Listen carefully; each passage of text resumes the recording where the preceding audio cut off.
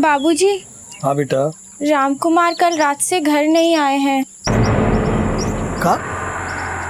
कल रात से घर नहीं आए? जी बाबूजी। कुछ बता के गया था कि कहीं जाने वाला है? नहीं बाबूजी, कुछ बताकर तो नहीं गए, पर कल रात खाने के बाद से बड़े ही परेशान थे। इतनी देर तक तो कभी घर से बाहर नहीं रहता है, जरा देखिए ना। अरे तुम लोग चिंता मत करो, जरूर किसी दोस्त के ही गया होगा, मैं देख के आता हूँ। ठीक है?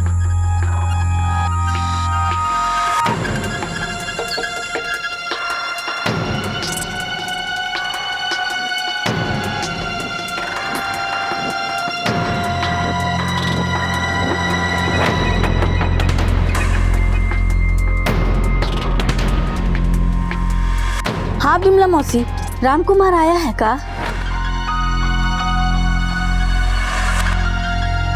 चिंता मत करिए माँ जी, राम कुमार जल्दी आ जाएंगे।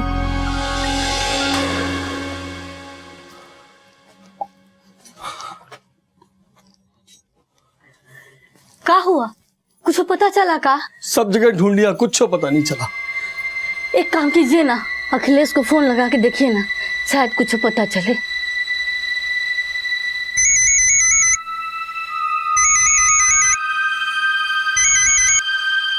हाँ बाबूजी। ये राम कुमार कल रात से घर नहीं लौटा है। हमका काम मालूम बाबूजी, 5 साल से हमरे उका कौनो बातचीत ना है।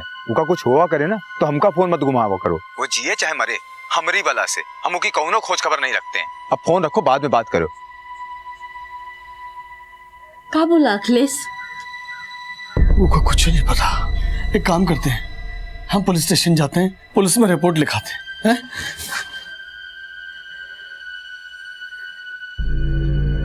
बेटा हम भी देख करके आते हैं।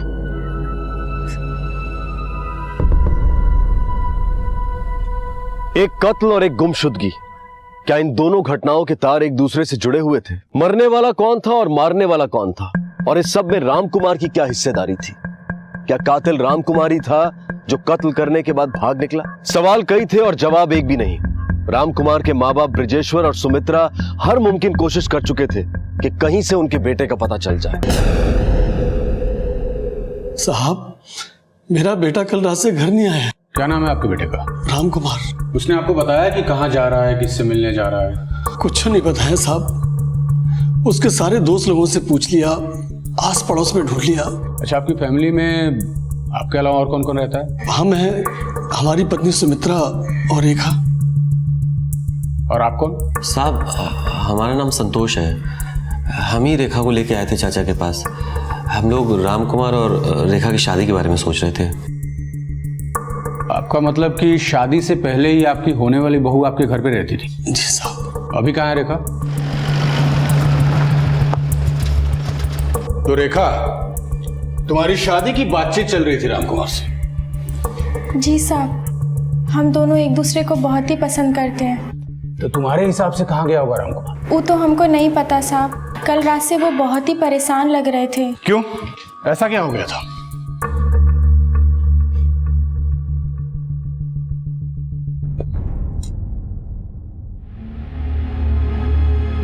क्या हुआ बेटा? खाना क्या नहीं खा रहा? देखो बेटा, जो हुआ उसे भूल जाओ। रेखा बहुत ही अच्छी लड़की है, इससे अच्छी बहू हमारे घर के लिए और कोई नहीं हो सकती है। शादी ब्याह करो और अपनी जिंदगी को आगे बढ़ाओ। ये जिंदगी है बाबूजी, कौन रिक्शा ठेला नहीं जो धक्का देके आगे बढ़ा दें। अभी हमें थोड़ा सा वक्त चाहिए। मनेर जाएंगे, नौकरी करेंगे, पैसा वैसा इकट्ठा करके फिर शादी ब्याह के बारे में सोचेंगे। अरे पगला गए हो क्या? फिर वहीं जाओगे? अरे एक बार तो जेल जाने से बच गए हो। अरे कल को कुछ ऊंचा नीचा होगा तो हम लोग क्या करेंगे? अरे सुनो हो ना बाबूजी, लाख करो चतराई कर्म का लेखा कहूँ ना जाए, और इस सब के डर से का हम अपनी जिंदगी खत्म कर लें। अरे जिंदगी खत्म करने के लिए कौन कह रहा है बेटा? अरे अपने खेत है, बैल है, जमीन है, यही कमाओ, यही खाओ, कम से कम चैन की नींद तो सो पाओगे। कितना सुख चैन सुकून है हमें सब पता है बाबूजी, आप अपनी सलाह अपने पास रखिए, हम देख लेंगे हमें क्या करना। अरे राम, अरे बेटा सुन दो। सुनो तो। क्या हो गया लड़के को, कैसा बर्ताव कर रहा है?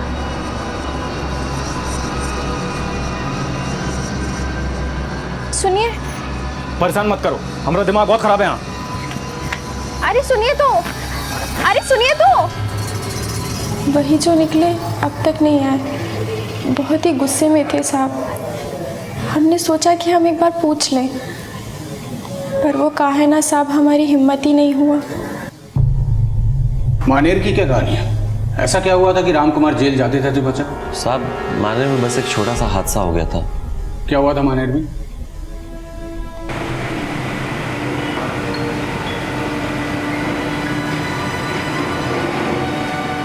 साहब मानेर पेपर फैक्ट्री में हम सुपरवाइज़र का काम करते हैं। गांव से 20 किलोमीटर है फैक्ट्री। राम को काम की तलाश थी तो हमने उसको फैक्ट्री में काम दिलवा दिया था। एक दिन काम करते समय राम कुमार से मशीन का एक बटन गलती से दब गया साहब, जिसके कारण एक नाथ का एक हाथ जो है मशीन में फंस के कट गया।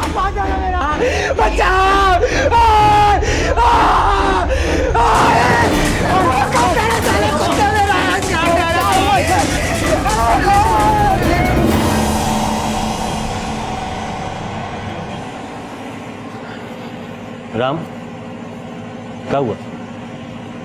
गांव चले जाओ, बाबूजी को तुम्हारी ज़रूरत भी है और यहाँ का जो कुछ भी है ना उसका चिंता मत करो तुम, हम सब संभाल लेंगे। ये लो भैया, रख लो। राम तो बहुत ही भोला लड़का है सर, जो हुआ उसका दुख हमको भी हो रहा है। रेखा हमारी मुंह बोली बहन है, इसीलिए तो इसका रिश्ता लेके आए थे हम उसके लिए, ताकि उसके जीवन में भी थोड़ी सी खुशी आए। ठीक है, तुम जा सकते हो, जरूरत पड़ी तो वापस बुलाएंगे।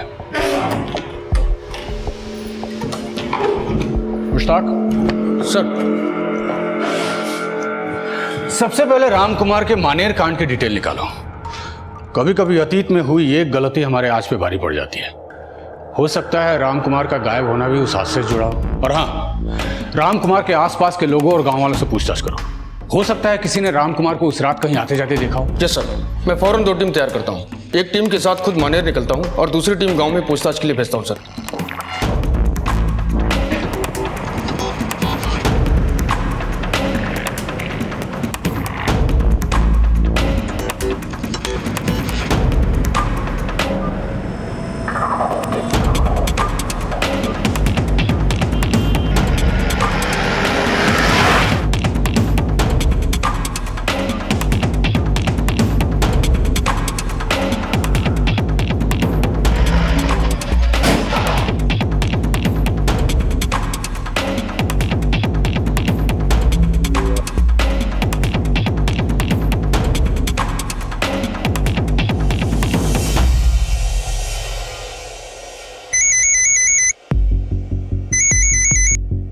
हाँ गुप्ता सर, घर के आसपास पूछताछ की पर ज्यादा कुछ खास पता नहीं चला, मगर हमें यह पता चला कि राम की अपने भाई से बनती नहीं थी।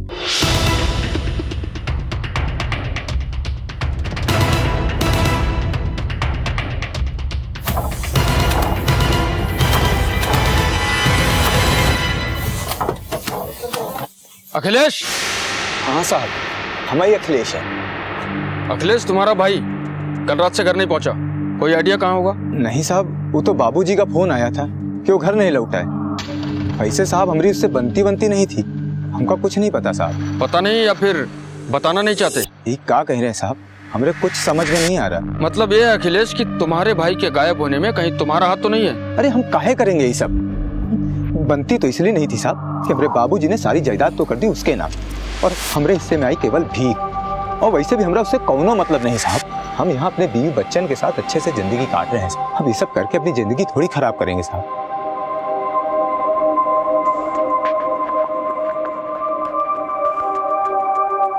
बेटा, तुमने जाना जरूरी है का? बाबूजी, हम जाना तो नहीं चाहते थे, पर चाचा वापस फैक्ट्री जाना बहुत ज़रूरी है, पर हमारा कोई काम हो या कोई सहायता चाहिए तो फ़ोन करिएगा।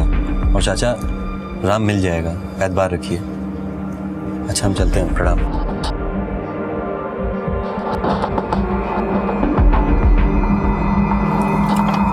खुश रहो बेटा।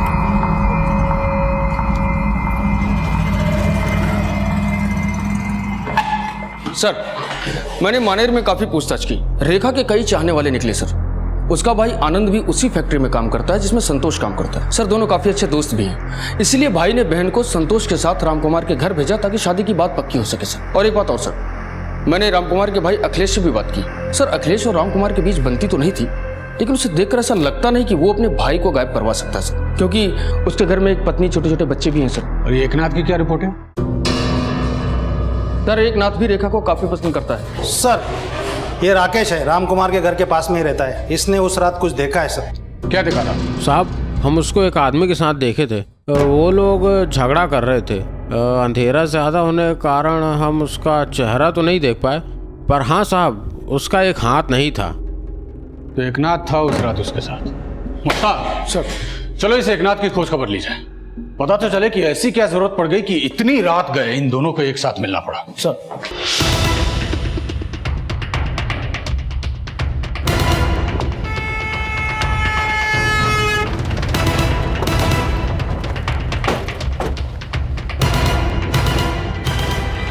दरवाजा खोलो। अरे काहे पकड़ रहे साहब हमको? हम का किए हम? मैंने जितना पूछ रहा हूँ सच सच बोल। जिस रात राम कुमार गायब हुआ तो उसके साथ था। माजरा क्या है? ये महज इत्तेफाक है या तेरी कोई प्लानिंग थी? हम कोनो प्लानिंग नहीं किए हैं साहब। हम काहे करेंगे कोनो प्लानिंग? बस बात यह है कि हम रेखा को बहुत पसंद करते हैं साहब, और वो भी हमको बहुत पसंद करती है। बस यही समझाए को गए थे हम राम कुमार को, ताकि वो पीछे हट जाए और 3 जिंदगी बर्बाद होने से बच जाए। क्या बात कर रहे हो एकनाथ, पगला गए हो का? पगला नहीं गए, सच बता रहे हैं, सच। और ये बात कान खोल के सुन लो, ये शादी से कोनो का भला नहीं होगा, और रेखा भी हमको पसंद करती है। हाँ, जैसे तुम कह दी और हम मान लिए।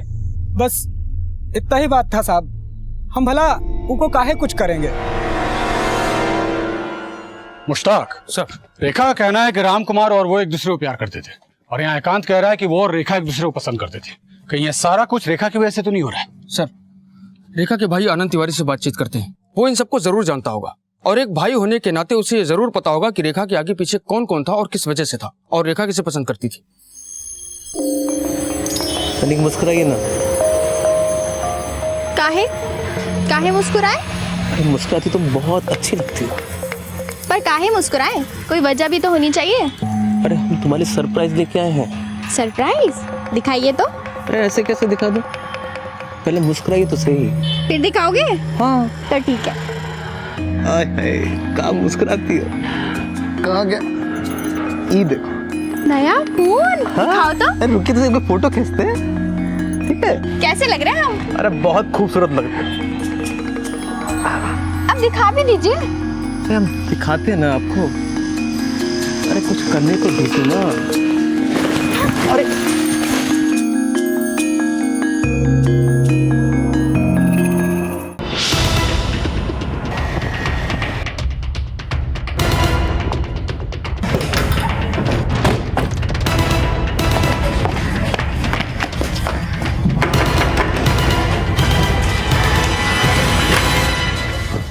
आनंद तिवारी। जी साहब। आनंद जी साहब। तुम्हें राम कुमार में ऐसा क्या दिखा कि तुमने अपनी बहन को सीधा उसके घर ही भेज दिया? रिश्ते की बात ऐसी भी हो सकती थी। साहब हमने राम कुमार को फैक्ट्री में काम करते देखा था, बहुत ही मेहनती लड़का है। हमको लगा कि हमारी बहन के लिए इससे अच्छा रिश्ता हो ही नहीं सकता, इसलिए हमने संतोष के साथ रेखा को राम कुमार के घर भेजा, ताकि राम कुमार के माँ बाबूजी भी रेखा को देख लें। और ये एकनाथ का क्या चक्कर है? सर वो तो बहुत ही है साला। सर हमारी बहन पे गंदी नजर डाले बैठा, कई बार वो रेखा को छेड़ा है। बहुत घटिया आदमी है साहब। राम कुमार और रेखा ने एक दूसरे को पसंद कैसे किया? वो दोनों परसा खेड़ा में मिलते थे, वहीं से एक दूसरे को पसंद करने लगे। रेखा भी कहाँ है? सब वो कुछ सामान लाने के लिए बाजार गई। राम कुमार का गायब होना, ये बात मुझे कहीं ना कहीं फैक्ट्री के उस हादसे से जुड़ी लगती है। तुम एक काम करो, हादसे के वक्त जितने लोग भी मौजूद थे उन सबसे पूछताछ करो। सर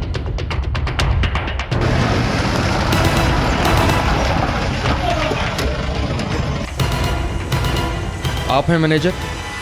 हाँ जी मैं हूँ मैनेजर। हम उस मशीन को देखना चाहते हैं जिससे एकनाथ का हाथ कटा था। जी सर, आइए मैं दिखाता हूँ।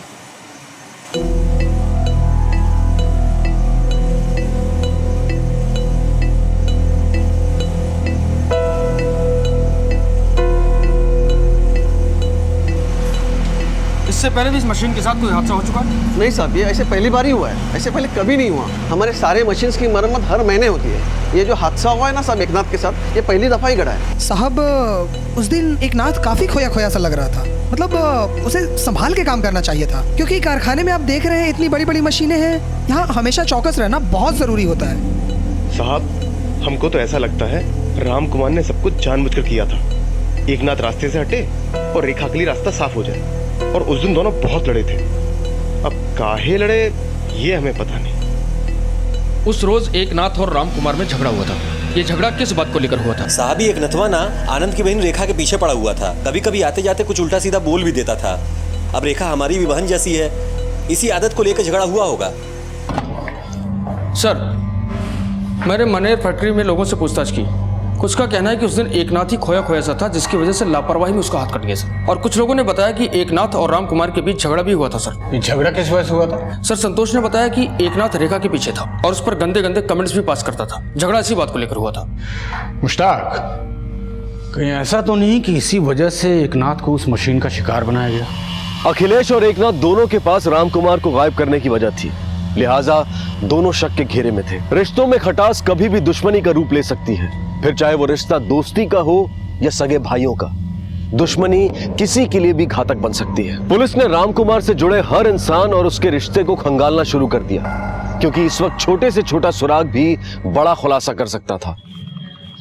हाँ सुनो, अरे हमको सब पता उस दिन क्या हुआ था, ठीक है? हाँ, रेखा के बारे में बात करना जरूरी है। नहीं नहीं नहीं नहीं, सिर्फ हम और तुम कारखाने के पीछे 8 बजे के बाद, ठीक है?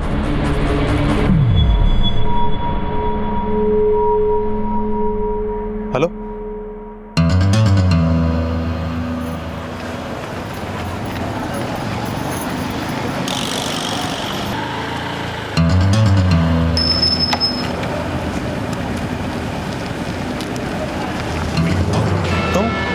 यहाँ क्या कर रही हो? कुछ नहीं, बस थोड़ा टहलने निकल गए थे। इतनी रात को किसी को बुलाई तो नहीं हो यहाँ? नहीं, हम किसे बुलाएंगे? आओ बैठो, छोड़ देते हैं।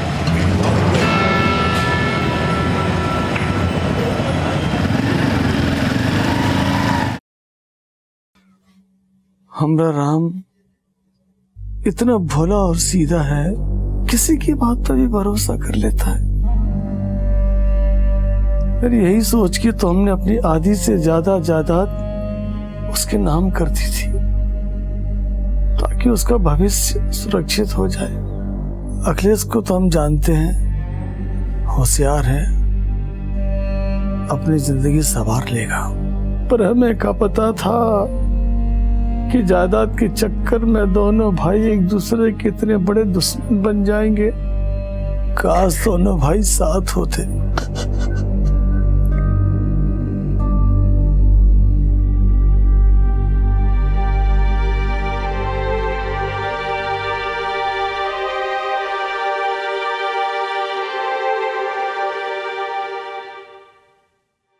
सर, ये रेखा की कॉल डिटेल्स हैं। इसमें उन तमाम लोगों के नंबर्स हैं जिनसे वो फोन पर बात करती थी या जिनके कॉल उससे आते थे।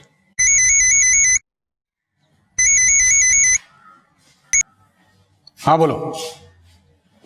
व्हाट?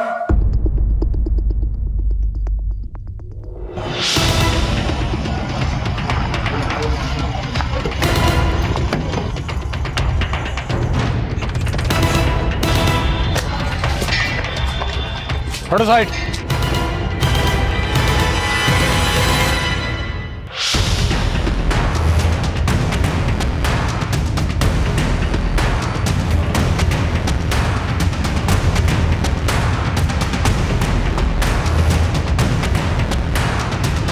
सर, ये रही पोस्टमार्टम रिपोर्ट।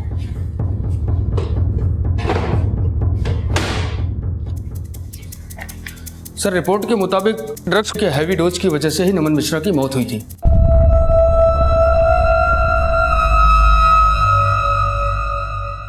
ड्रग्स का हैवी डोज? इसका मतलब नमन ड्रग्स लेता था। मुश्ताक सर, ये बात कुछ पल्ले नहीं पड़ी। नमन एक मजदूर आदमी था। वो कितना भी नशेड़ी हो, लेकिन ड्रग्स जैसी चीज का रेगुलर सेवन करना उसके बस की बात नहीं हो सकती। तुम सबसे पहले यह पता लगाओ कि नमन वाकई ड्रग्स लेता था या नहीं।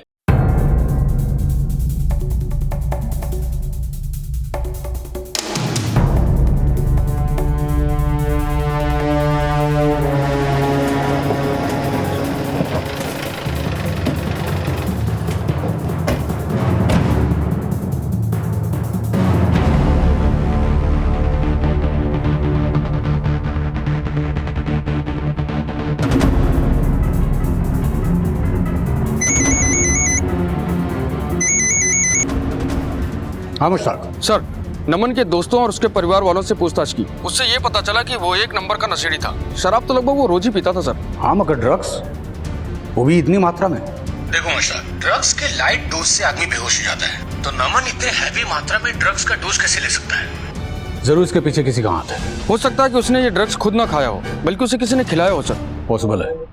रेखा से जुड़े अब तक 3 नाम सामने आ चुके थे, राम कुमार, एकनाथ और नमन। राम कुमार का कोई सुराग नहीं मिल पाया था, एकनाथ का एक एक्सीडेंट में हाथ कट गया था और अब नमन की मौत। क्या ये तीनों घटनाएं आपस में जुड़ी हुई थी या फिर कोई था जो रेखा से जुड़े हर नाम के लिए खतरा बना हुआ था? क्या राम कुमार के गायब होने और दूसरी घटनाओं में कोई संबंध था या फिर रेखा ही इन सब के लिए जिम्मेदार थी? राम कुमार को गायब हुए 2 महीने बीत चुके थे और अब उसके मिलने की सारी उम्मीदों ने भी दम तोड़ दिया था।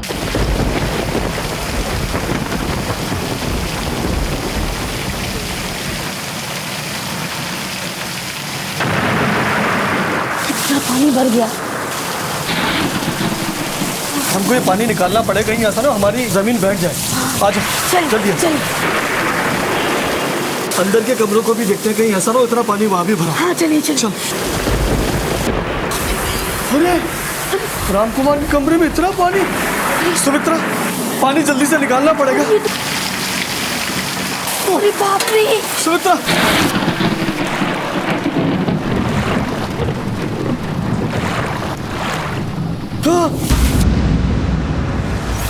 ये तो राम को खड़ा है।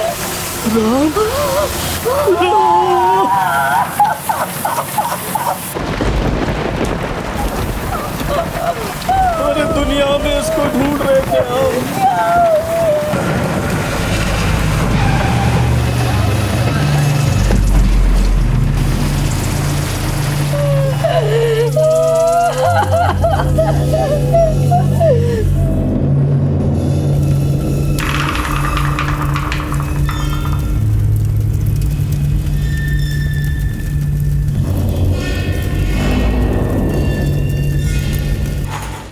ये एकनाथ का काम नहीं हो सकता। एक हाथ से लाश को वहां तक ले जाना और फिर कब्र खोद कर दफनाना, नॉट पॉसिबल।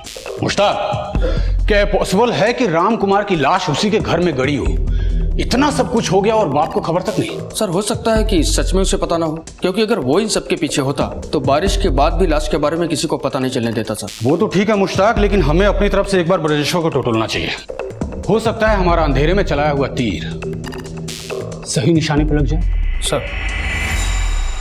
अरे इससे ज्यादा एक बाप का दुर्भाग्य और क्या हो सकता है साहब, कि उसका जवान बेटा उसके ही घर में दफन रहे और उसका एक बूढ़ा बाप उसकी कब्र पर 2 महीने तक सोता रहे और उसे पता तक नहीं चला। संभालिए अपने आप को, खूनी जो भी है जल्दी पुलिस की गिरफ्त में होगा। सर, ये राकेश है, अखिलेश का पड़ोसी। राम कुमार के बारे में कुछ है जो ये हमें बताना चाहता है। हाँ बोलो। अखिलेश के बाबूजी अखिलेश के यहाँ बहुत दिन बाद देखे, इसलिए हमारा ध्यान उन पे गया। अखिलेश, अखिलेश। प्रणाम बाबूजी। खुश रहो।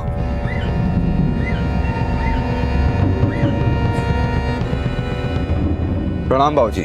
हम ये कहने आए थे बेटा कि जो कुछ हुआ उसे भूल जाओ, घर वापस आ जाओ, जिंदगी की नए सिरे से शुरुआत करते हैं। अब सब खत्म हो चुका है बाबूजी, और आप हमेशा राम कुमार की तारीफ करते रहते हो, तरदारी करते रहते हो। जब तक वो जिंदा है ना, वो घर में कभी कदम ना रखेंगे। अखिलेश। मुश्ताक, लगता है अखिलेश के पास बहुत कुछ है हमें बताने को। तुम एक काम करो, फौरन एक टीम तैयार करो, अखिलेश के घर पहुंचो। कहीं ऐसा ना हो कि लाश की खबर सुनकर वो भाग निकले। सब साहब, यही क्या कर रहे हैं साहब? हमरा विश्वास कीजिए साहब। जो करना है वो पुलिस स्टेशन जाके करेंगे अखिलेश।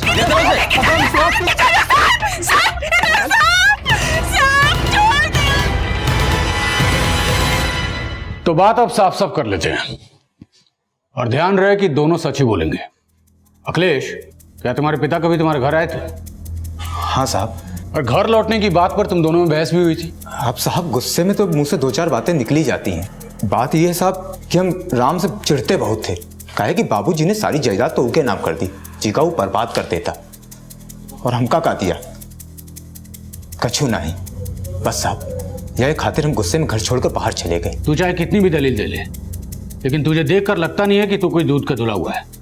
और ब्रिजेश्वर जी, आप कहीं ऐसा तो नहीं कि एक बेटा तो खो ही दिया है तो कम से कम दूसरे को बचा लो। हमारे बेटे आपस में झगड़ा भले ही कर सकते हैं, पर हम इतना जानते हैं कि वो किसी का खून नहीं बहा सकते। आपका ये बेटा क्या कर सकता है ये तो आप अच्छी तरह जानते हैं, लेकिन मैं क्या कर सकता हूँ ये आप नहीं जानते। इसलिए दिमाग की नसों पर जोर दीजिए और सोचिए कि क्या किया, किसने किया और क्यों किया। सर, पोस्टमार्टम रिपोर्ट के मुताबिक राम कुमार की हत्या हुई थी। किसी ने उसे गला घोटकर मार दिया और फिर लाश को दफना दिया। बॉडी जल्दी सड़ने लगी क्योंकि कातिल ने लाश के साथ नमक का भी इस्तेमाल किया था सर। और सर, नमक का इस्तेमाल इसलिए भी किया गया ताकि बदबू को दबाया जा सके। मुझे अभी भी समझ में नहीं आ रहा है कि कोई घर के अंदर कब्र खोद के बॉडी दफना के चला गया और बाप को खबर तक नहीं हुई। मुझे लगता है सबके पीछे अखिलेश का हाथ है और बाप अब अपने इकलौते बेटे को बचाना चाहता है। या ये भी हो सकता है कि राम की मौत की वजह रेखा बनी हो। आखिर उसके भी फैक्ट्री में चाहने वाले बहुत थे। हो सकता है उनमें से कोई आया हो और ये सब करके चला गया हो। मुश्ताक सर, मुझे लगता है कि हमारे हर सवाल का जवाब सिर्फ और सिर्फ रेखा है। क्या वाकई में राम कुमार के पिता इस बात से अनजान थे कि उनके बेटे की लाश उनके घर में दफन थी, या फिर वो अपने दूसरे बेटे अखिलेश को बचाने की कोशिश कर रहे थे? क्या अखिलेश ने ही अपने भाई राम कुमार की हत्या की थी? वैसे अखिलेश के अलावा पुलिस की शक की सुई कहीं ना कहीं रेखा पर भी थी।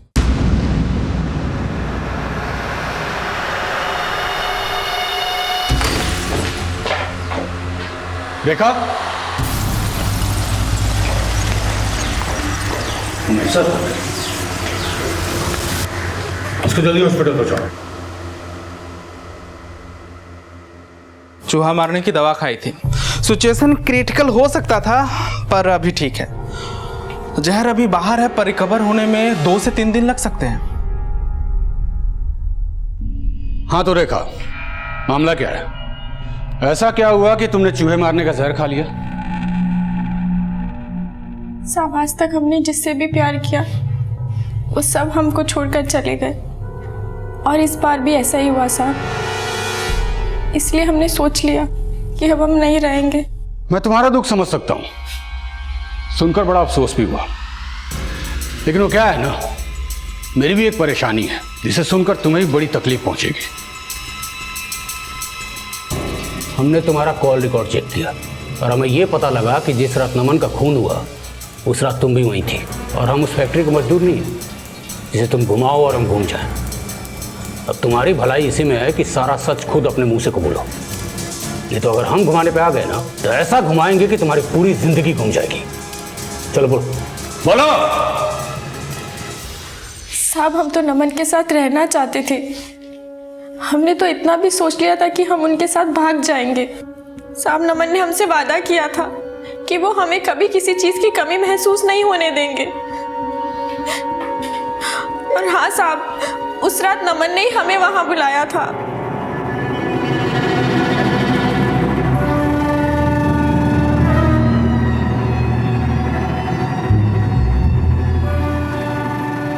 अरे हम तुम्हारे साथ है ना, काहे चिंता करती हो?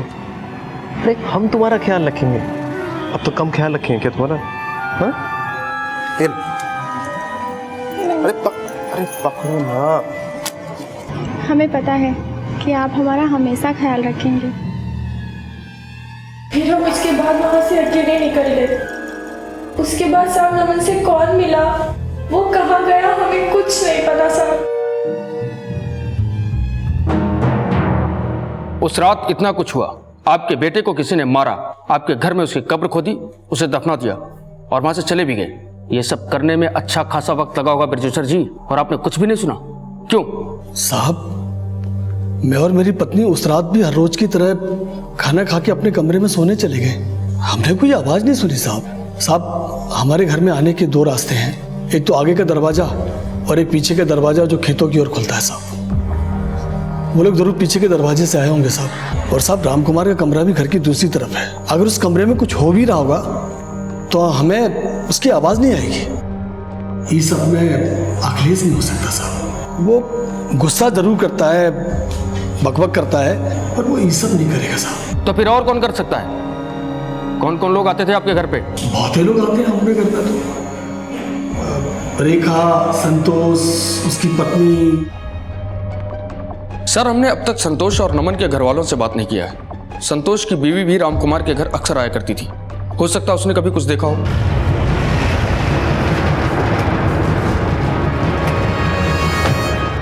रामकुमार के घर आना जाना होता था तुम्हारा? हाँ साहब जी, वो उनकी माँ बहुत अच्छी है, उनसे मिलाया करती थी। तुम्हारा पति संतोष रेखा का रिश्ता लेकर रामकुमार के यहाँ गया था। कैसी लड़की है वो? अरे उसकी तो बात ही ना कीजिए साहब, उसकी वजह से तो हमारा अच्छा खासा घर बर्बाद हो रहा है।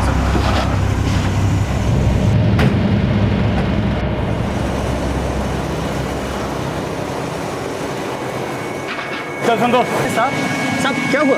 तेरे लिए जेल में एक नया काम ढूंढना है, चक्की पीसने। अरे अरे हम क्या किए? अरे अरे साहब बोला मत।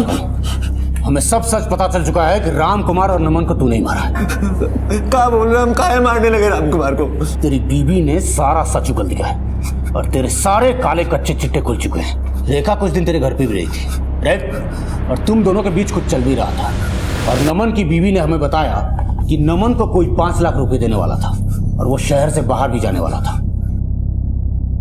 तब तेरे हमने कॉल रिकॉर्ड चेक किए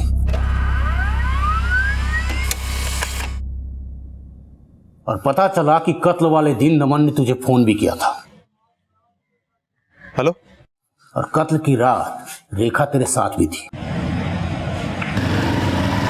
फिर क्या, सारा मामला हमारे सामने आने की तरह साफ हो गया। अब बस तेरे मुंह से सुनना बाकी है। चल बोल बोल। साहब, ये नमनवा हमको कारखाने में तार बदलते हुए देख लिया था,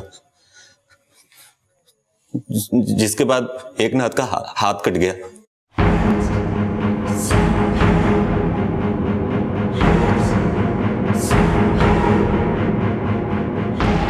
हमको जो करना था हम तो कर गए, लेकिन नमनवा को हम पे शक हो गया था।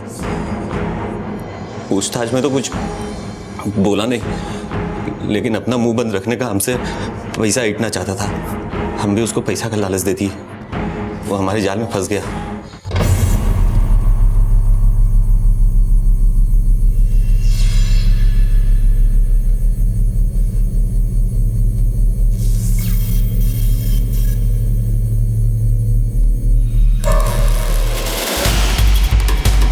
हमको रेखा के पास कोई अच्छा नहीं लगता था। हमारी रेखा सिर्फ हमको हमारे साथ चाहिए थी। इन मनो हमसे पैसा तो इतना ही चाहता था, साथ ही साथ रेखा भी उसको चाहिए थी। जी का जंजाल बच गया था हमारे। उससे पहले रामकुमार को क्यों मारा? तो भैया हम बता रहे थे ना, राम से बेहतर लड़का रेखा के लिए और कोई नहीं है हमारी नजर में। हम भी उसको देखे फैक्ट्री में काम करते हुए। बड़ा मेहनती और ईमानदार लड़का है। तो कहो तो बात चलाए। अरे भैया, नेकी और पूछ चलो बात करते हैं, हम बात करते हैं उससे। हम रेखा को रामकुमार के यहाँ छोड़ाए। हमको लगा कि रेखा रामकुमार के यहाँ रहेगी तो किसी को शक भी नहीं होगा और हम लोग मिलते जुलते रहेंगे।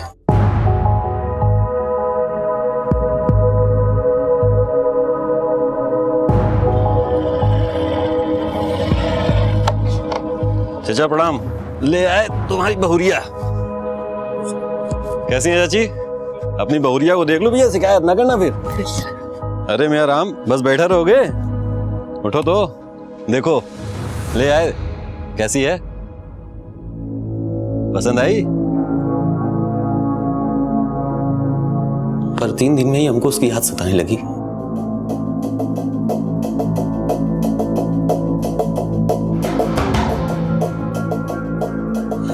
हम उससे मिलने निकले। हमको ये बात शुरू से अच्छी नहीं लग रही थी। बर्दाश्त के बाहर था हमरे कि रामकुमार भी रेखा के साथ वही सब काम करे। हम एक रात उन दोनों को देखे भी।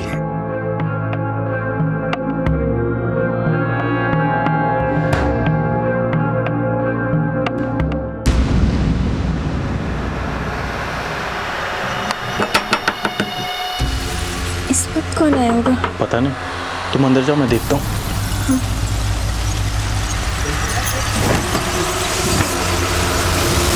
अरे संतोष, इतनी रात के? हाँ यार, क्या बात है? मन नहीं लग रहा था ना, तो सोचा तुम्हारे साथ 2 पैकिंग मार ले। अरे आओ। अरे रेखा, देखो तुम्हारे भाई आए हैं।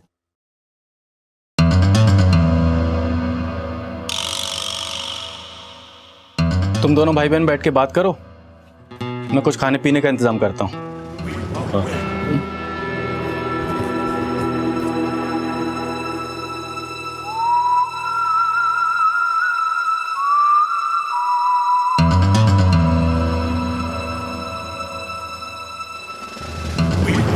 हाँ भाई संतोष,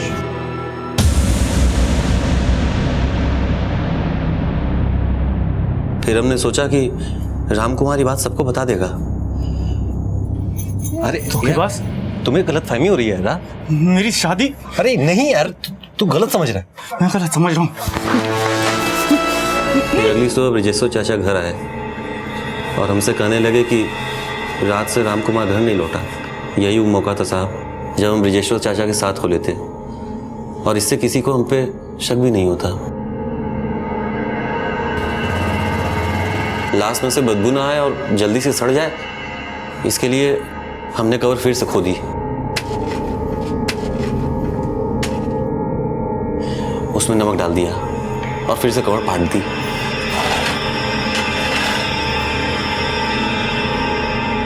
उसके बाद हमने और रेखा ने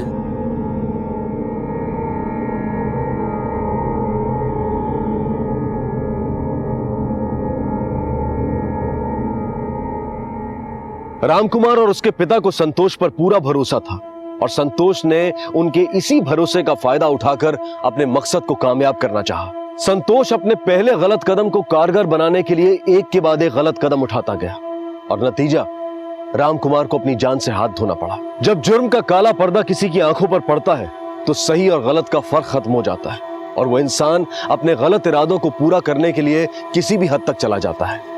ठीक वैसे ही जैसे रेखा और संतोष ने किया। अक्सर जब दिल में गलत अरमान पलते हैं तो अंजाम बुरा ही होता है।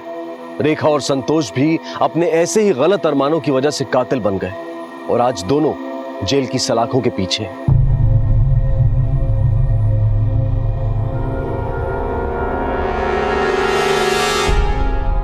किसी पर भरोसा करना गलत नहीं है, लेकिन आंख बंद करके भरोसा करना बिल्कुल गलत है। हमारे लिए जानना और समझना बेहद जरूरी है कि सामने वाले पर विश्वास किया जा सकता है या नहीं। आपसे फिर मुलाकात होगी अगले एपिसोड में एक और चौंका देने वाले केस के साथ। तब तक अपना और अपने परिवार का ख्याल रखें और देखते रहें क्राइम पेट्रोल डायल 100। सबक एक को सीख हम सबको। जय हिंद।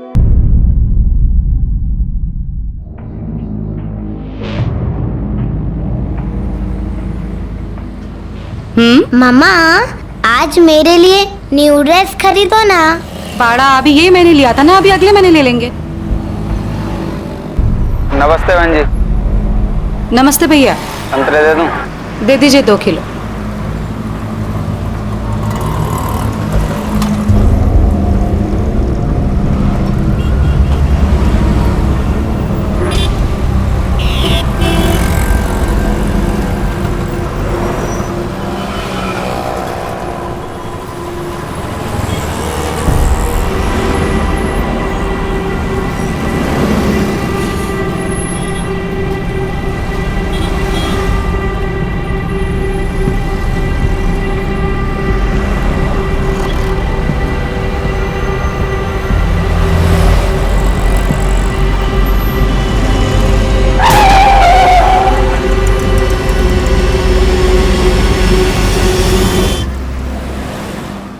कहते हैं कि दुनिया में सबसे गहरा रिश्ता माँ और बेटी का होता है। वो माँ ही होती है जो बेटी के बोलने से पहले ही उसके मन की बात को महसूस कर लेती है। वो माँ ही होती है जो बेटी के जन्म से लेकर उसके उम्र के हर पड़ाव में ये कोशिश करती है कि उसकी बेटी सुरक्षित रहे, सुखी रहे। और वो बेटी ही होती है जो आंख मूंद कर ये विश्वास करती है कि हर मुसीबत में माँ उसकी ढाल बनकर रहेगी। मगर यह भी सच है कि आज हमारी तेजी से बदलती सोच ने हमारी जिंदगी की सड़क को लालच और अविश्वास के ऐसे गड्ढों से भर दिया है कि जिन पर चलते हुए माँ बेटी जैसे पवित्र रिश्ते न केवल कटघरे में खड़े नजर आने लगे हैं, बल्कि जानलेवा भी साबित हो रहे हैं। ए अलका, चल उठ। तेरे को बोल रही हूँ, चल बाहर आजा, तेरी जमानत हो गई है। चल उठ।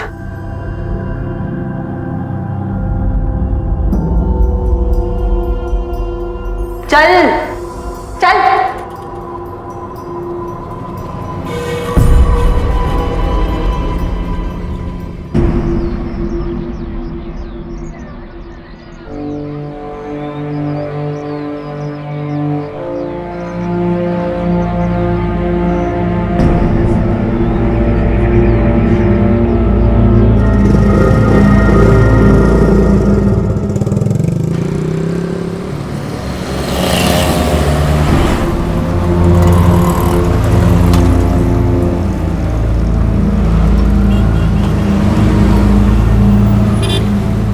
क्रिश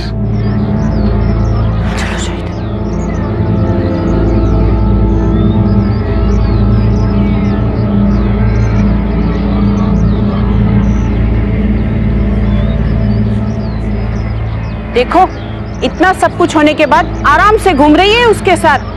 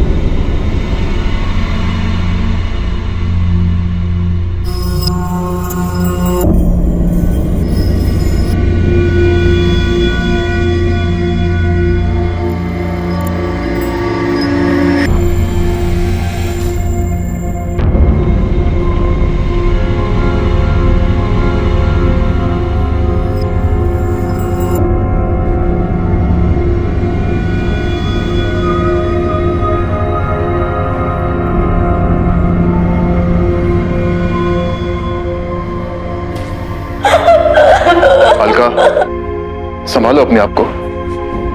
जो हो गया सो हो गया। ये समय है कि हमको अपनी लाइफ दोबारा शुरू करनी चाहिए। मैंने एक वकील से बात की है, उसने कहा है कि वो ये केस खत्म करवा देगा। महाराष्ट्र में मुंबई के पास पालम गांव में रहने वाली अलका के पति विमलेश की 1 साल पहले मौत हो चुकी थी और वो अपनी 6 साल की बेटी रितिका के साथ उसी घर में रह रही थी। लेकिन अब जो उसके साथ हो रहा था वो हैरान कर देने वाला था। उसने ऐसा क्या गुनाह कर दिया था कि हर कोई उससे नफरत कर रहा था, या फिर वो किसी साजिश की शिकार थी, या फिर जाने अनजाने में सच में उससे कोई अपराध हो गया था। वजह जो भी हो, लेकिन इतना तो साफ था कि एक मासूम बच्ची की मौत हुई थी और उसके बाद कई सवाल उठ खड़े हुए थे और सबसे बड़ा सवाल माँ बेटी के रिश्ते पर था। लेकिन जो सच था वो इन सवालों के पीछे सिसक रहा था। आखिर क्या था वो कड़वा सच?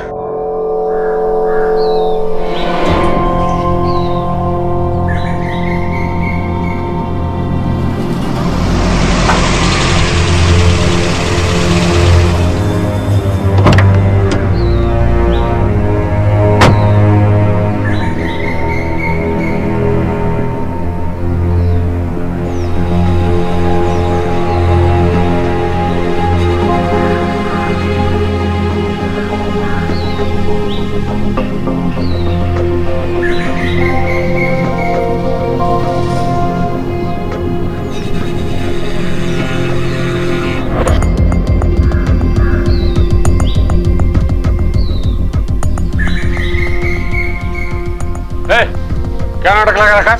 निकलो यहाँ से, निकलो। हटाओ इसको। मैंने कहा ना मैं यहाँ से कहीं नहीं जाऊंगी। हटाओ। पद से निकल जा, वरना बहुत ठुकाई होगी तेरी। चल। अरे कैसे नहीं जाएगी? नहीं जाऊंगी मैं यहाँ से। कैसे नहीं जाएगी? छोड़।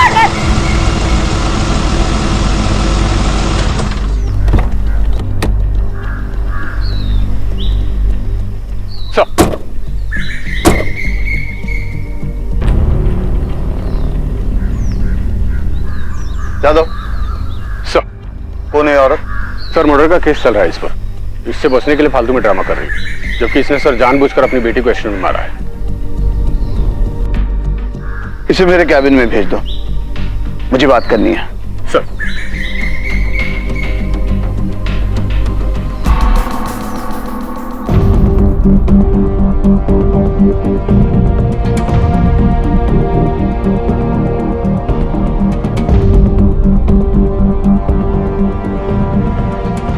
सर, सब इंस्पेक्टर जाधव ने मुझ पर हत्या का झूठा आरोप लगाया है। सर, अब आप ही कुछ कीजिए। Shiv sir, you take charge of this case. मैं जाधव से बोल दूंगा, he'll give you all the details. Yes sir. Sir, मेरे हस्बैंड की मौत के बाद मैं और मेरी बेटी अकेले रह गए थे।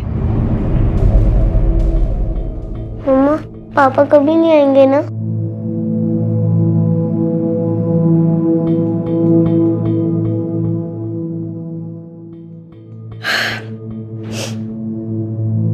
पापा नहीं आएंगे तो क्या हुआ? मम्मा है ना, वो तुझे रोज स्कूल लेके जाएगी, घुमाने लेके जाएगी, और फिर जल्दी से ना बड़ी होके बड़ी अफसर बनना। मम्मा को शॉपिंग पे लेके जाएगी ना फिर।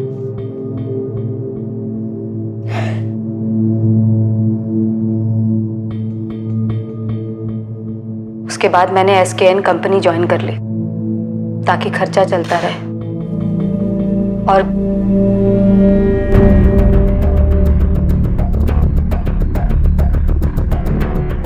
ड्यूटी पे जाते वक्त मैं अपनी बेटी को स्कूल छोड़ते हुए जाती थी। सर मंगल नगर में 2 ग्रुप में लफड़ा हो गया, 1-2 को चाकू भी लगा है। सर अभी प्लीज आप मेरे साथ चलिए, इस औरत की सारी डिटेल राशन देता हूँ आपको। ठीक है। शिंदे जी सर। तुम भी मेरे साथ चलो। ठीक है सर।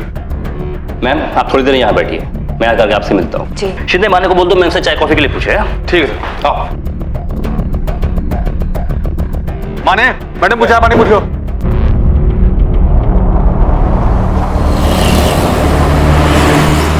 ज्यादा एक बात बताओ, तुमने इस औरत के खिलाफ केस क्यों बनाया? सर क्योंकि इन्वेस्टिगेशन में ही मैं कंफर्म हो गया था कि जिस एक्सीडेंट में इसकी बच्ची की मौत हुई है वो इसने कैसे किया है।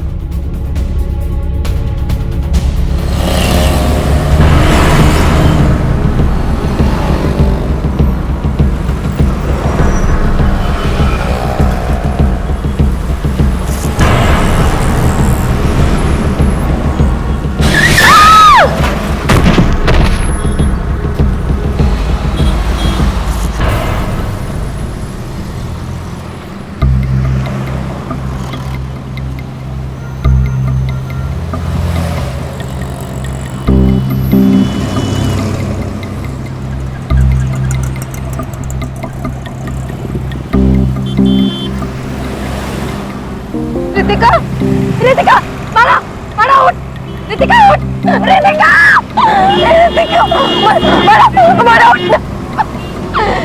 सर सड़क पूरे 30 फीट चौड़ी है और आगे से जो सिग्नल था वहां से बच्ची के स्कूल जाने के लिए अलका को राइट की तरफ मुड़ना था, लेकिन ऐसा करने के बजाय अलका ने अपनी स्कूटी की रफ्तार अचानक तेज करते हुए लेफ्ट की तरफ टर्न किया। सर इसलिए उस पर पहली बार मुझे शक हुआ कि एक्सीडेंट उसने जानबूझकर तो नहीं किया।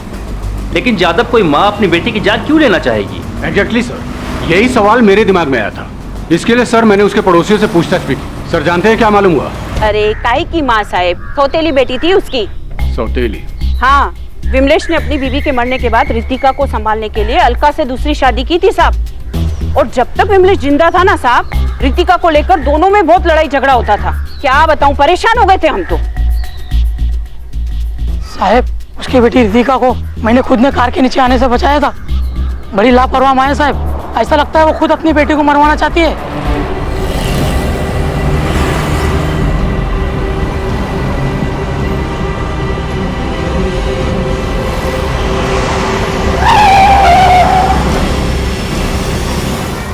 सर उसके एक पड़ोसन बता रही थी कि 1 साल पहले उसकी पति की मौत हो गई थी। कुछ टाइम तक तो ये औरत ठीक रही, लेकिन कुछ महीने पहले से ऋषभ नाम का एक जवान लौंडा उसकी लाइफ में आ गया है। उसी के साथ चक्कर चल रहा है सर, काफी उठना बैठना है उसके साथ।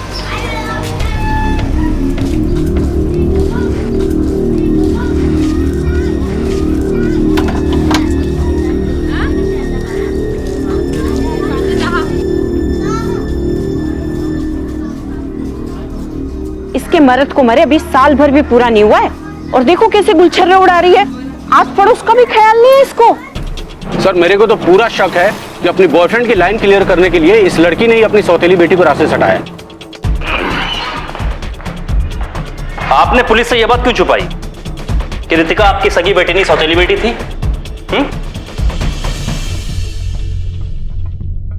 क्यों? सर इस बात का इस केस से क्या संबंध है? क्योंकि आपका अपने हस्बैंड के साथ रितिका को लेकर के रोज झगड़ा होता था। मुझसे पूछे बिना बाहर जाने की क्या जरूरत थी? परमिशन ली तूने मुझसे? परमिशन ली? इकड़ा इकड़ा, तेरे को बोला इधर आ तो इधर आने का। चली गई। मम्मी अहो ये क्या करते तुम्ही? शर्म नहीं आती है तुम्हें?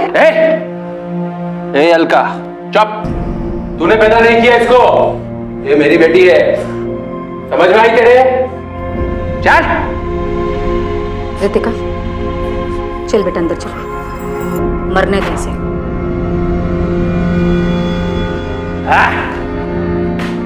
भांज साली, मेरी बेटी पे अपना हक जमाती है। आपके हस्बैंड की मौत कैसे हुई?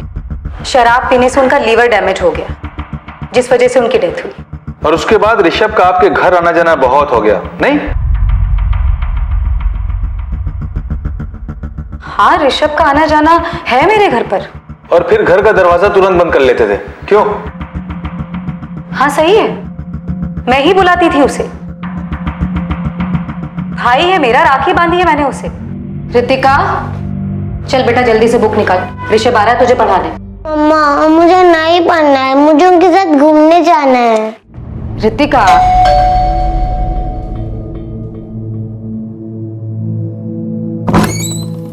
ऋषभ आओ।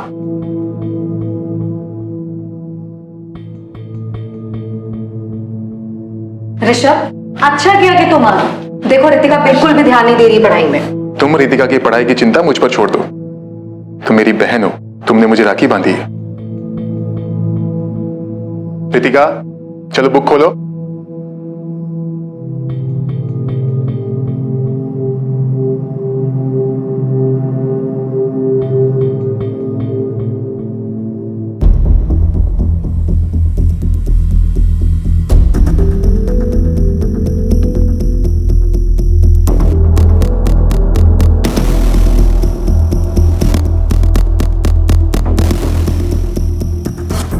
एक्सीडेंट वाली जगह पर सिग्नल के बाद आपकी बेटी का स्कूल सड़क के राइट हैंड साइड में है, फिर आप अचानक लेफ्ट हैंड साइड में क्यों मुड़ी थी?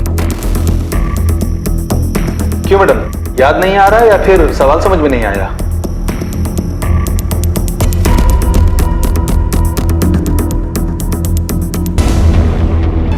चल चल बड़ा, चल चल चल।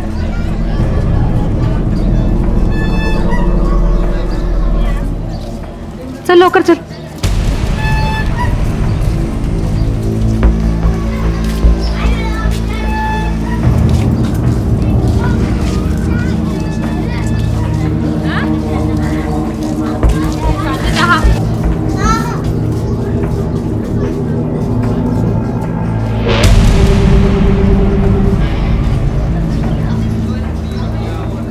अगर मुझे आगे बैठना है। तू पीछे बैठना, 6 साल की हो गई है, मुझे चलाने में दिक्कत होती है आगे।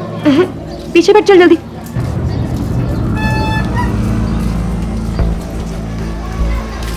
मम्मा मला फुगे पाहिजे। बड़ा उशीर होते। मम्मा फुगे ले दो ना। मम्मा प्लीज ऑन 3। ठीक है, ये लो। खुश?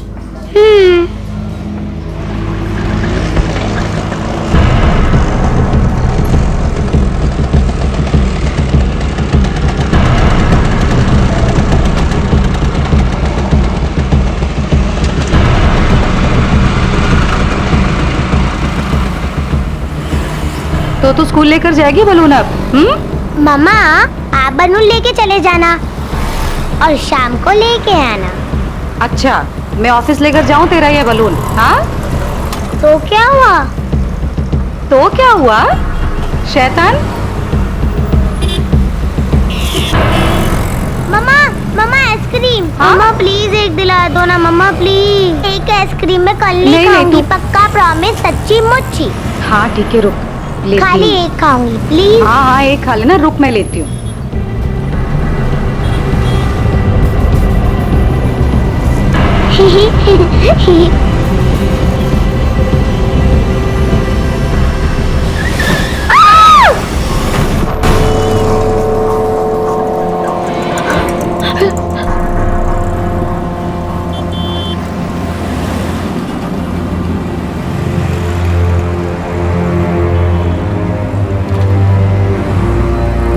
रितिका, रितिका, बड़ा बड़ा, रितिका उठना, रितिका।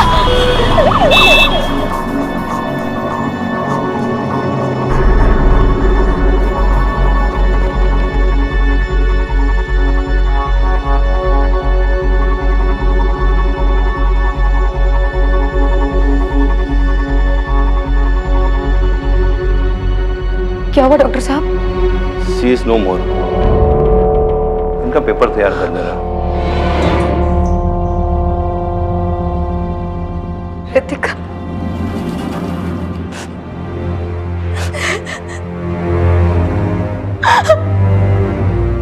रितिका,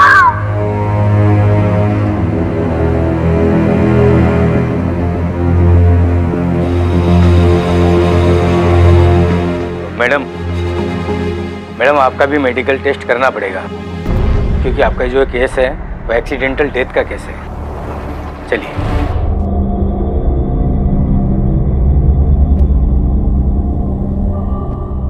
चलिए।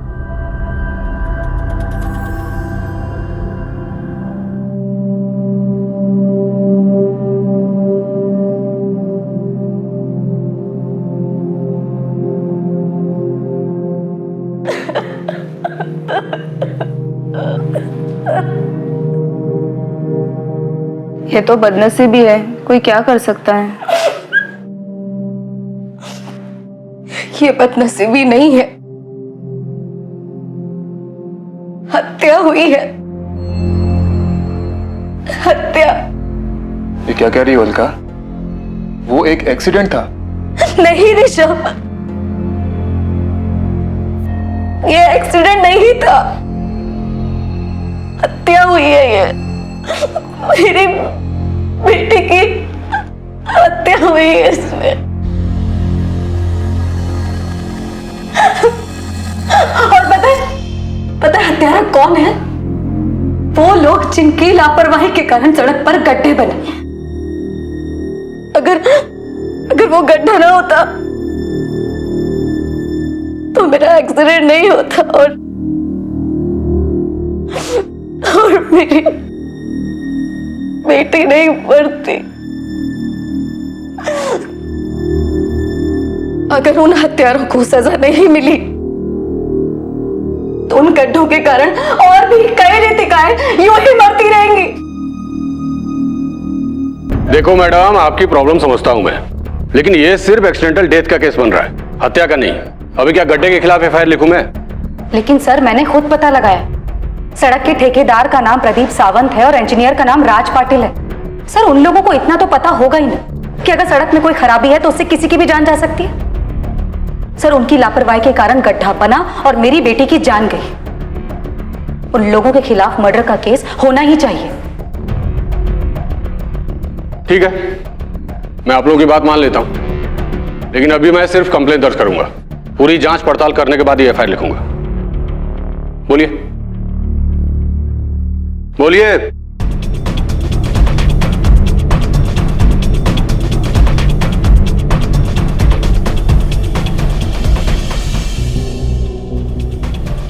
और उस दिन के बाद इस थाने के मैंने कई चक्कर काटे। हर दूसरे दिन आकर मैं यही पूछती थी कि उस ठेकेदार प्रदीप सावंत और राज पाटिल के खिलाफ कोई कार्रवाई हुई या नहीं, लेकिन हर बार मुझे यही जवाब मिला सर कि जांच चल रही है। और उसके 1 महीने बाद वो हुआ जो कोई सोच भी नहीं सकता। ले जाओ इसको। तुम लोग क्या कर रहे हो? हाँ? क्यों पकड़ के रखा है मुझे? क्या किया मैंने? क्या कसूर है मेरा? कोई बताएगा मुझे? ओ मैडम, जांच चेकिंग नहीं, तुमने एक्सीडेंट जानबूझकर किया है, इसके लिए लेके जा रहे हैं। क्या बकवास कर रहे हैं साहब? मैं ऐसा क्यों करूंगी?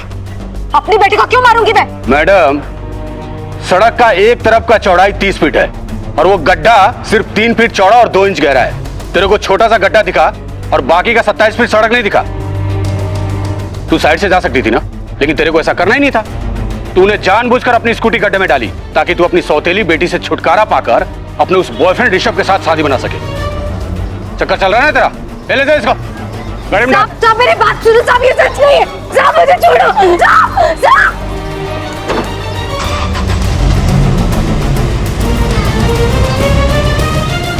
अब मैं केवल इतना कहना चाहूंगी सर कि सड़क के ये गड्ढे रितिका जैसे कई लोगों की मौत का कारण बनते हैं और सड़क बनाने वाले उन ठेकेदारों और इंजीनियर्स को सजा मिलनी ही चाहिए। ठीक है, आप अभी घर जाइए, लेकिन जब तक मेरी जांच पूरी नहीं हो जाती आप यहीं रहिएगा। जी सर।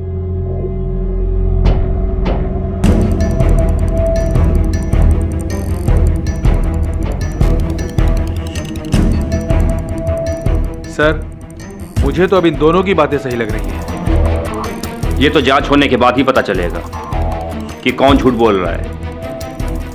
देखते हैं।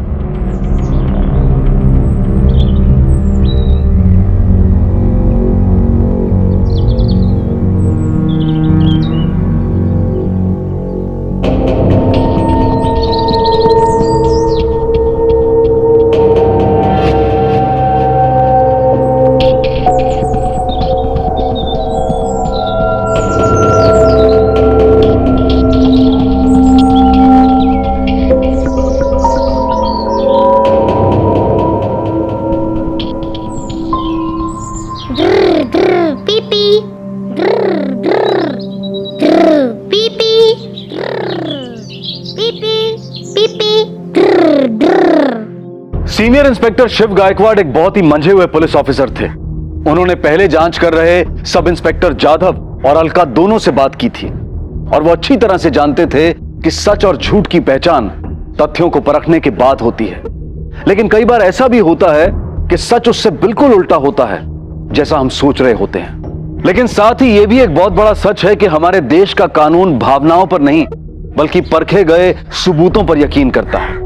इसलिए सीनियर इंस्पेक्टर गायकवाड़ को अब अपराधी के खिलाफ सबूत भी इकट्ठे करने थे और इसी बात को ध्यान में रखते हुए उन्होंने इस केस की दोबारा से जांच शुरू की।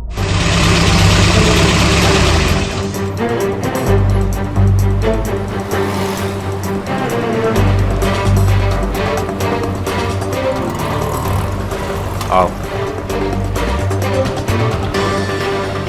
हाँ साहब, स्कूल जाते समय बच्चे यहाँ से आइसक्रीम खाई थी और वहाँ पर उनका एक्सीडेंट हुआ।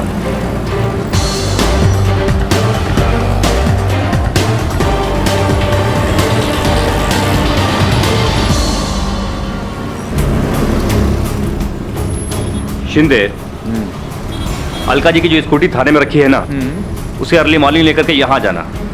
एक्सीडेंट की सच्चाई पता चल जाएगी कल। ठीक है सर, आओ।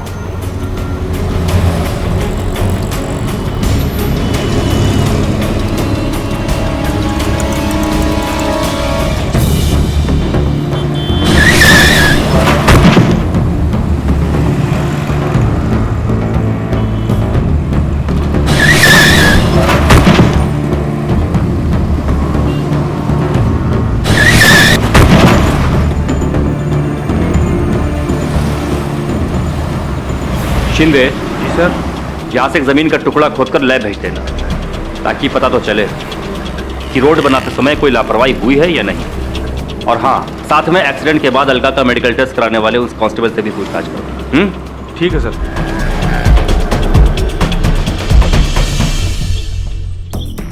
साहब, उस औरत को चोट तो बहुत लगी थी। क्योंकि डेथ का केस था इसलिए मैंने उनकी मेडिकल रिपोर्ट बनवा ली है।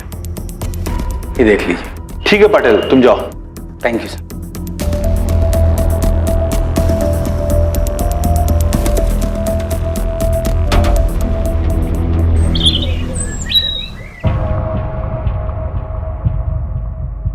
सर, जाधव की जांच में बहुत गड़बड़ी है।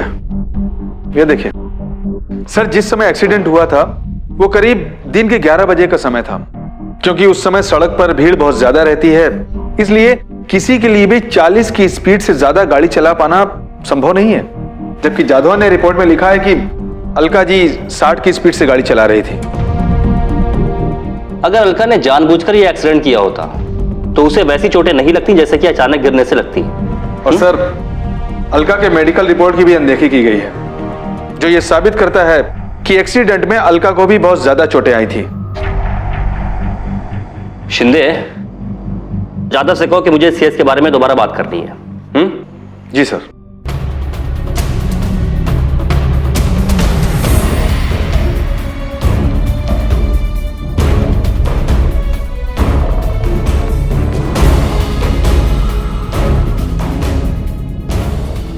जाधव, ये जहर है, पीजिए इसे।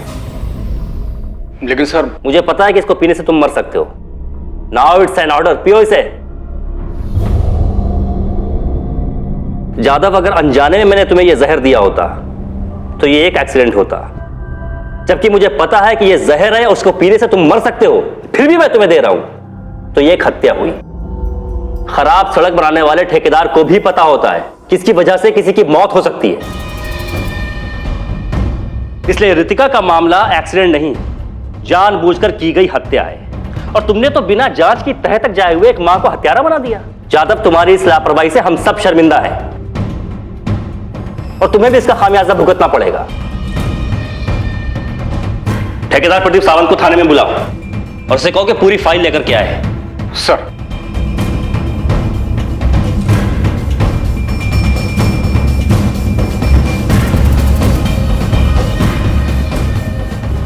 सर, पता चला कि इनका एक फ्लैट अंधेरी में भी है, 2 भाई खल्ला में भी हैं। हाँ साहब, बात तो बराबर है। कौन से ग्रेड के ठेकेदार हैं ये? बी ग्रेड के। आप 3 साल से बी ग्रेड के ठेकेदार हैं और सरकारी ठेके में आपको इतनी जल्दी इतना मुनाफा हो गया। सड़क बनाते समय आपने जो मटेरियल यूज किया है उसके बिल और सरकारी इंजीनियर से उसके अप्रूवल के पेपर सब इसमें है ना? हाँ साहब, सब इसमें है। लेकिन साहब, आप बोलो ना, करने का क्या है? आप जो बोलेंगे मैं वही करूंगा। अब जो करना है पुलिस करेगी। और हाँ, मुझसे पूछे बगैर शहर के बाहर मत जाइएगा। साहब,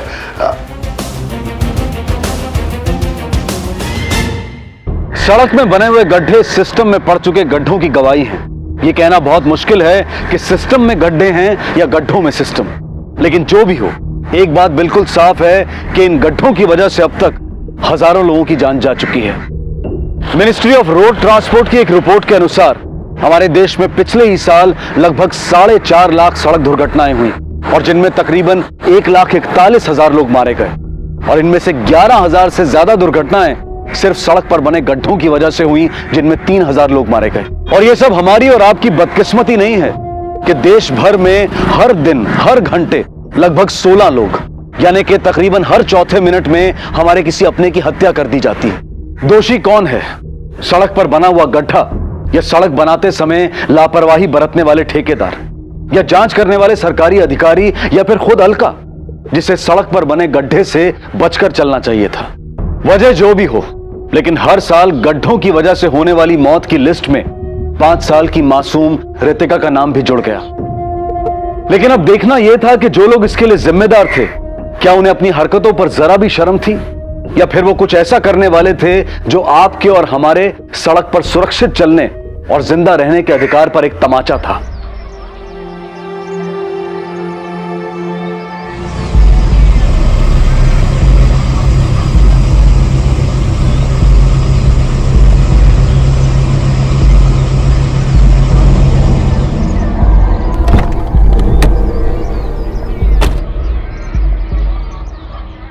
मैडम,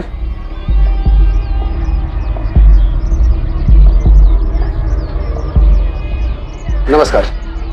मैं ठेकेदार प्रदीप सावंत। बोलो।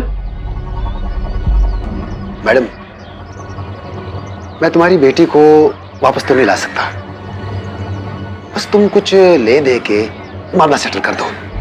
तुम मेरी बेटी की मौत का सेटलमेंट करना चाहते हो ना? कितने पैसे दोगे? ऐसे मैडम, मेरा तो कुछ बनता नहीं है, फिर भी मैं 2 लाख रुपए ले आया हूं। ठीक है।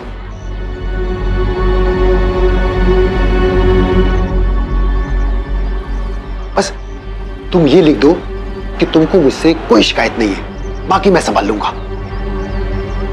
ठीक है, लिख के तो मैं दे दूंगी, लेकिन मेरी भी एक शर्त है।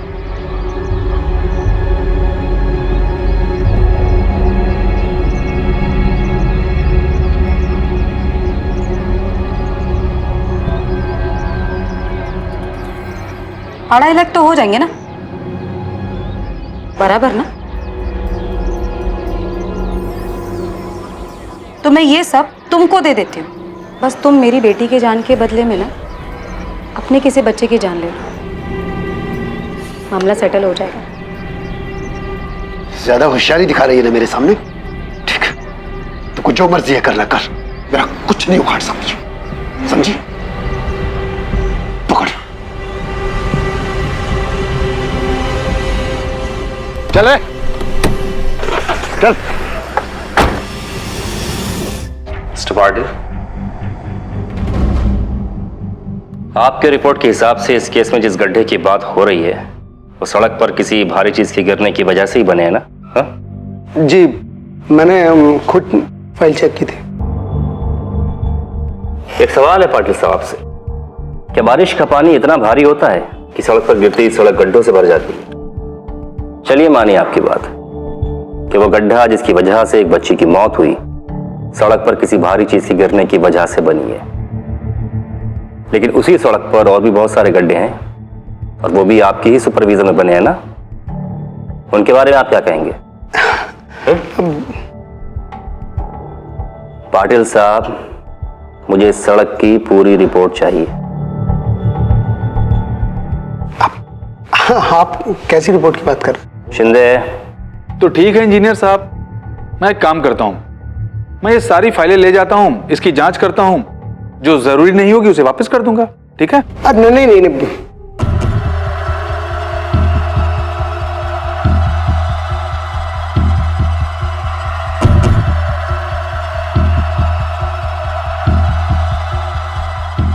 इसी में सारे पेपर्स हैं। Thank you. Thank you.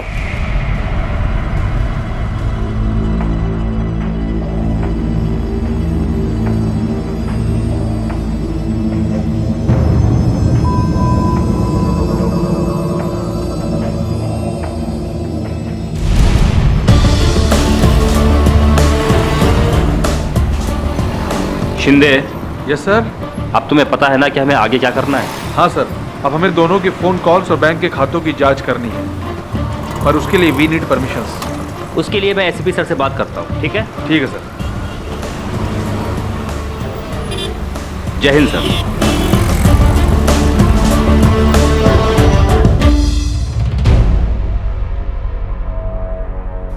Sir, सड़क का जो टुकड़ा हमने सैंपल के लिए लैब भेजा था उसकी रिपोर्ट आ गई है।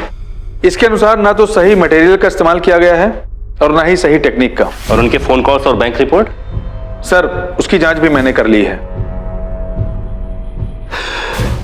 अगर ठेकेदार और इंजीनियर को सजा दिलवाना है तो ये सबूत अभी भी काफी नहीं है,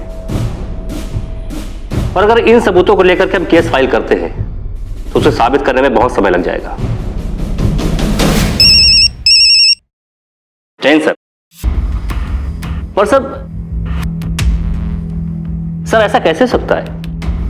सर मैंने पूरी जांच कर ली है, सभी के खिलाफ हमारे पास सारे सबूत हैं। ओके सर, जैसा आप चाहेंगे वैसा ही होगा। ठेकेदार प्रदीप सावंत और इंजीनियर राज पाटिल की सारी फाइलें लेकर के आओ। Okay sir.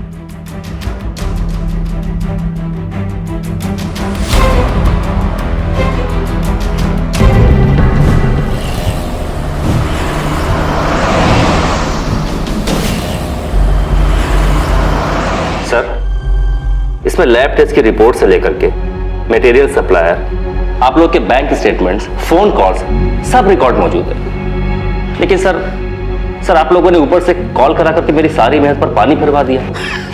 अरे साहिब, आपको आपकी मेहनत का पूरा फल मिलेगा।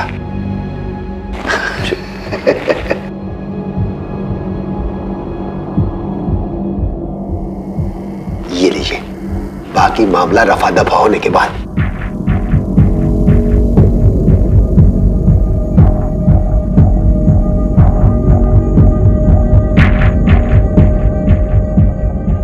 कहाँ तुम लोग? जल्दी करो ना, आओ ना।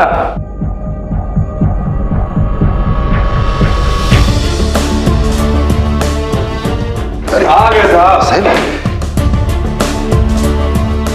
एंटी करप्शन डिपार्टमेंट से हैं सर। इधर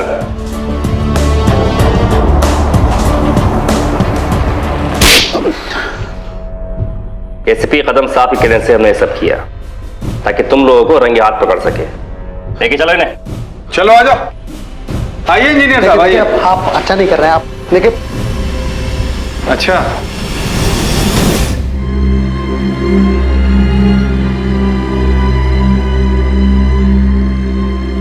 मम्मा, पापा कभी नहीं आएंगे ना?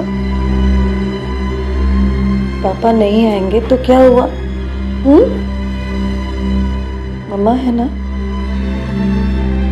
वो तुझे रोज स्कूल लेके जाएगी, घुमाने लेके जाएगी, और फिर जल्दी से ना बड़ी होके बड़ी अफसर बनना।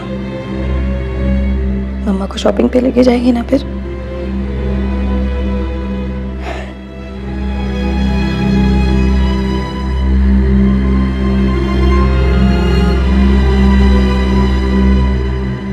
सारी जांच के बाद अलका पर लगे हुए सभी आरोपों को हटा दिया गया, मगर अलका के दिल पर लगे हुए जख्म अभी तक नहीं भरे हैं। वो आज भी हम सबसे सवाल करती है कि क्या मां और बेटी का रिश्ता सिर्फ बेटी को जन्म देने से ही जुड़ता है?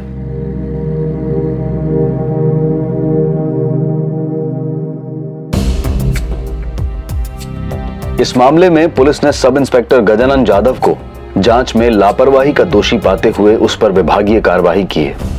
ठेकेदार और इंजीनियर दोनों के खिलाफ भ्रष्टाचार, रिश्वतखोरी और लापरवाही के कारण हुई हत्या का मामला दर्ज किया गया और न्यायालय ने उन्हें 10 दिनों तक पुलिस हिरासत में रखकर पूछताछ करने का आदेश दिया। हमारे देश की सरकार हर साल हजारों करोड़ रुपए केवल सड़कें बनाने में खर्च करती है ताकि हम न केवल एक बेहतर जिंदगी जी सकें बल्कि विकास की गति को भी महसूस कर सकें।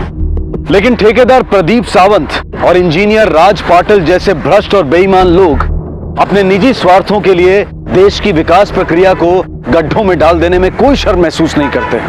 हर साल सड़कें बनती हैं और महीने 2 महीने में उनमें गड्ढे पड़ने लगते हैं और हर बारिश का मौसम सड़क को सड़क कम और गड्ढा ज्यादा बना देता है, जो हर पल कहीं किसी अलका से उसकी मासूम बेटी को छीन लेता है। अपने साथ हो रहे इस अन्याय के खिलाफ आवाज उठाएं और इन्हें मजबूर कर दें कि ये चंद रुपयों के लिए हमारी जिंदगी के साथ ना खेलें।